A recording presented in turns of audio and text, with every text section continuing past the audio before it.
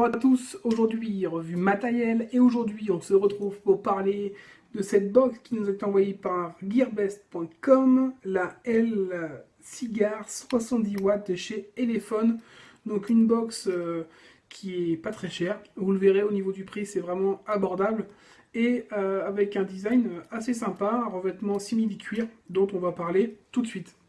Donc on va faire comme d'habitude un gros plan, on viendra ensuite en plan large pour parler donc des points positifs, négatifs, et faire une conclusion sur ce matériel. C'est parti pour le gros plan. Et on se retrouve donc en gros plan avec la box L Cigar 70 watts de chez Elephone, qui est présentée dans une belle boîte en carton.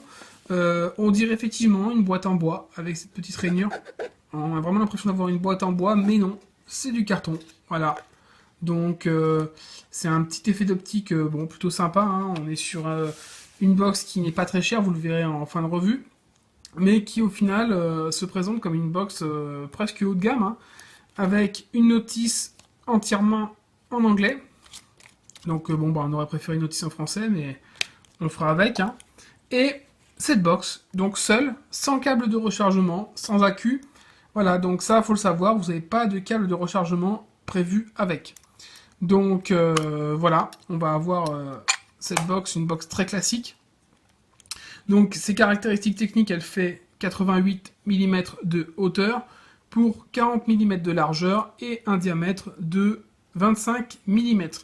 Donc il vous faudra évidemment un accu 18650 pour la faire fonctionner.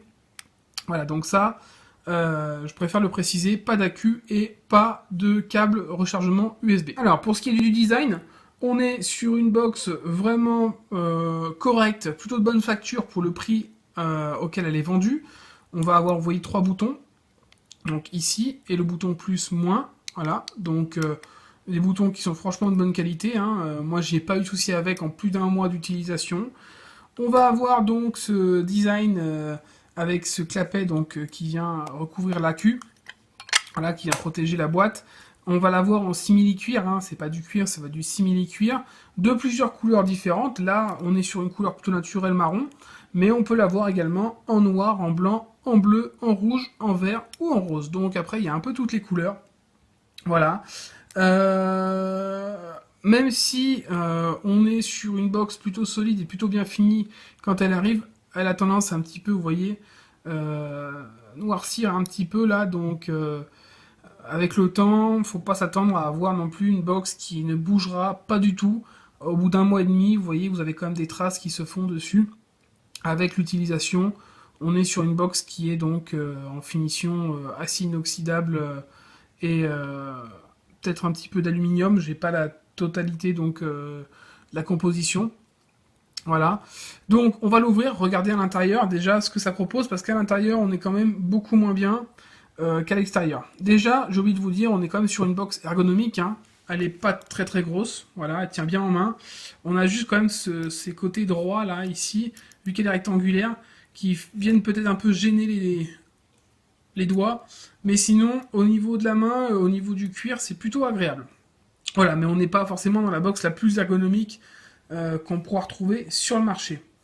À l'intérieur, c'est déjà un peu moins bien. Vous voyez, là, on va avoir quelque chose d'assez classique. Magnétique, hein, clapet magnétique. Donc ça marche très bien, j'ai pas eu de souci avec. L'emplacement pour l'accu, on est clairement sur du plastique. Voilà. Donc là, on n'est pas sur quelque chose de très... voilà, de super bien fini, hein. Là, c'est là qu'on voit vraiment que la justification du prix, hein. On est sur un prix pas cher.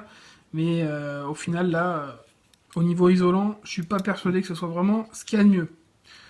Voilà, donc sinon, pas de fil qui déborde, pas de morceaux de chipset ou quoi que ce soit, à ce niveau-là, pas de souci, on a vraiment le plus, le moins, et juste ce côté un peu plastique, là, enfin ce plastique d'ailleurs, tout court, qui est franchement pas très agréable et qui fait un peu cheap. Mais s'il n'y avait pas ça, on pourrait presque avoir l'impression d'avoir une box high-end assez bien finie, s'il y avait quelques détails en plus, parce qu'il n'y a vraiment pas grand-chose à dire à ce niveau-là. Donc, on va passer dans les détails tout de suite, on va l'allumer, puis on va regarder un peu comment ça fonctionne. J'ai donc installé un accu à l'intérieur, et on va donc regarder un petit peu le menu de cette box. Donc, on a un bouton pour faire fire, un bouton plus, un bouton moins, qui vont nous permettre donc tout simplement de pouvoir augmenter et baisser la puissance et naviguer dans les menus. Donc 5 pressions pour l'allumer. Voilà, le logo Elephone. Et on arrive donc là sur la puissance variable, donc mode power. Voilà, donc sachant que cette box va pouvoir monter de 5 à 70 watts. Donc on est sur quelque chose d'assez puissant. Hein.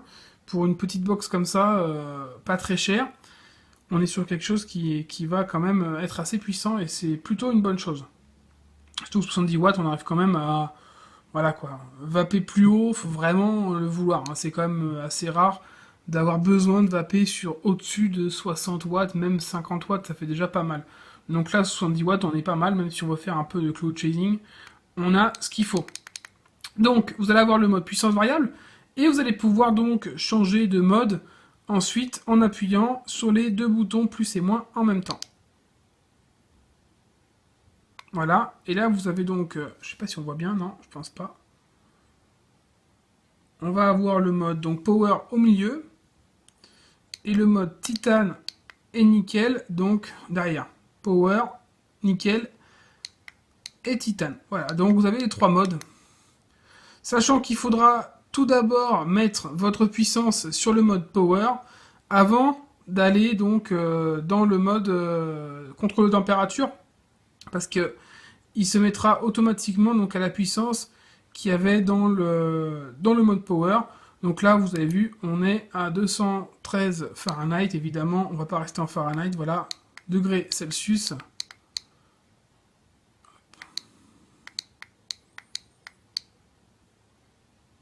Voilà, degrés Celsius.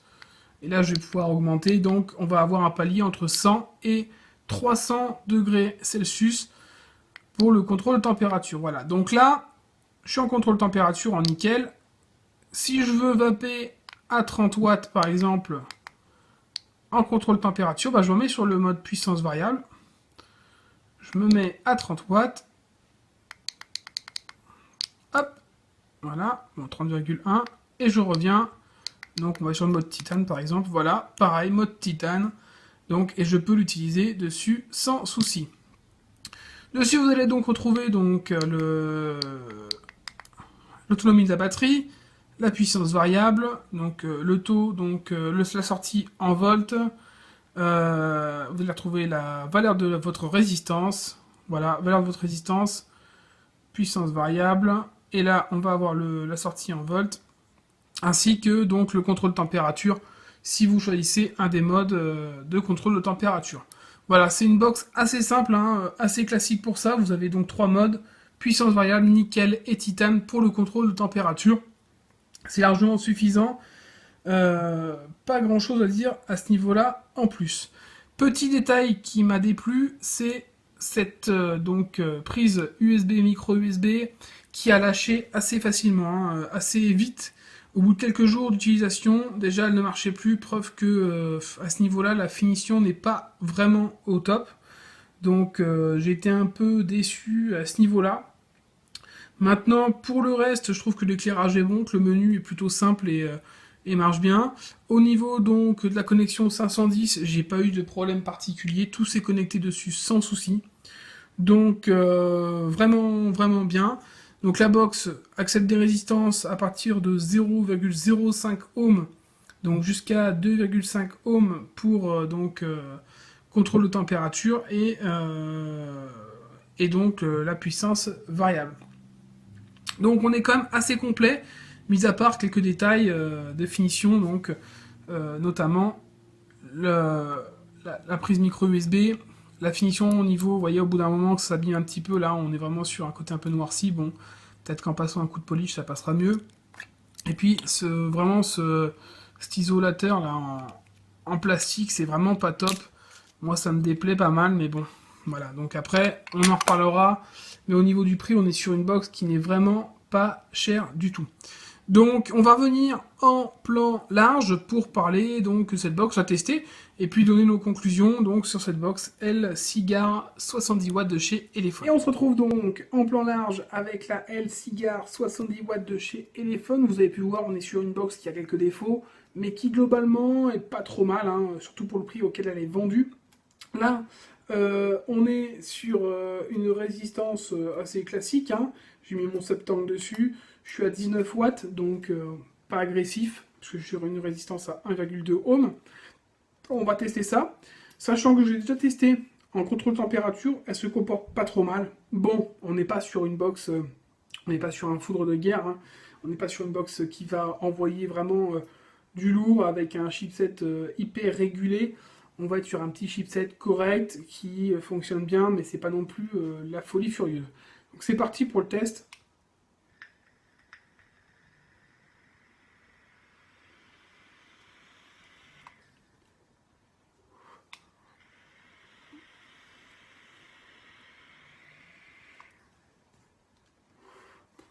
Alors bon, je suis à 19 watts, hein, donc on n'a pas un gros débit de vapeur, mais ça fonctionne plutôt bien. Ça envoie, bon après c'est pas la folie furieuse, mais c'est une box qui est pas très chère et qui envoie plutôt bien. Donc j'en suis plutôt satisfait à ce niveau-là. Maintenant elle a un design très particulier qui pourra plaire ou qui déplaira. Voilà. Donc au niveau des points positifs de cette box L-Cigar 70 watts, qu'est-ce que j'ai pu retenir? On a un prix vraiment attractif tout simplement. On a un design qui est donc assez sympa, donc avec un revêtement simili-cuir. On a une box simple d'utilisation, un menu qui n'est pas complexe du tout. Vous avez trois modes, hein. Vous avez le mode classique, puissance variable et contrôle température au nickel ou au titane. Donc ça se change assez simplement. Vous avez donc la présence du contrôle de température, comme je viens de le dire, et une puissance variable jusqu'à 70 watts, ce qui vous donne quand même pas mal de possibilités. Au niveau des points négatifs, on va avoir l'absence d'un câble de rechargement à l'intérieur du packaging. Ça, c'est quand même un défaut. C'est quelque chose que je n'ai pas encore vu dessus, donc assez étonnant. On va avoir donc des légères oxydations donc, au bout d'un moment sur la box. Ça, c'est peut-être dû aussi au manque de qualité des matériaux utilisés. Il faut être aussi logique à un moment. Et on va avoir un revêtement de l'emplacement où est la queue en plastique, et ça je trouve ça un peu plus moyen. On est assez léger à ce niveau-là, c'est vraiment un des gros défauts. La prise USB en dessous qui s'est abîmée assez facilement, et une notice uniquement en anglais. Donc ça fait quand même pas mal de défauts au final. Mais j'ai pas envie de lui mettre une mauvaise note à cette box, j'ai plutôt envie de mettre au niveau de la vie globale qu'elle est bonne. Parce que tout simplement son prix est assez léger, donc forcément on n'a pas envie de mettre une note agressive, parce qu'on se dit qu'au final c'est pas non plus la fin du monde. Si on veut une petite box pour dépanner, ça peut être à peu près intéressant. Donc au niveau du tarif, on la retrouve chez gearbest.com pour un prix assez léger de 28 €. Donc c'est pas énorme. Maintenant, après, est-ce que ça vaut le coup ou pas? Chacun se fera son idée. Moi, je trouve qu'elle fonctionne bien, même après un mois. Bon, mis à part cette histoire d'USB, mais peut-être que c'est moi qui l'ai un peu trop forcé. Sinon, ça fonctionne plutôt bien. On se retrouve très bientôt pour une prochaine revue liquide ou matérielle. Et puis, je vous souhaite une bonne journée ou une bonne soirée. Et surtout une bonne vape. Ciao!